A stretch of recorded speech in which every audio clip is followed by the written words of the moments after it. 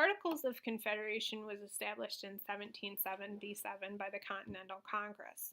Now, this document was more concerned with limiting the powers of central government, which was the Congress at the time.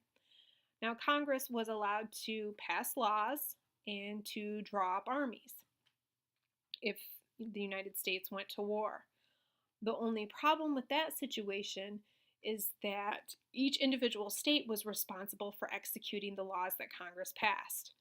One of the problems that situation could produce is, what if one state didn't agree with the laws that Congress was passing? What was stopping that state from just rejecting that law and not executing it, not making sure that that law is followed? I also talked about the Army. A problem with that situation is, say the United States goes to war. What if one state decides that they don't want to fight in that war? They don't want to supply the troops to fight that war because they think that war is an immoral fight. What was stopping that state from just not supplying troops? So not everyone was basically on the same page. Another situation that came up was, in the book, it talks about how John Adams went to Great Britain to tie up some loose ends after the Revolutionary War. He was going there to form a new treaty with Great Britain.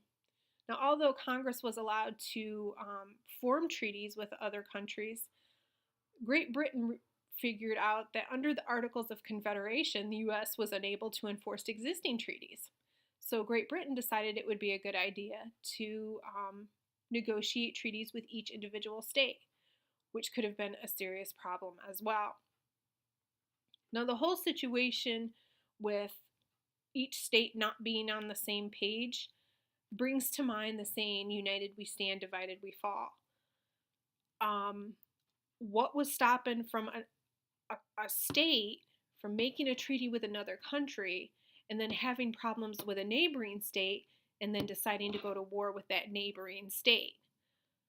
If they had a treaty with another country could have gotten involved. So our country could have been completely torn apart just by not every state being on the same page. We could have possibly all been speaking different languages at this time had it not been for the Constitution. So basically, in my opinion, I think that it was a good idea to start over. I think that the Constitution created that umbrella and made every state be on the same page so that we could all stand together and survive into the future.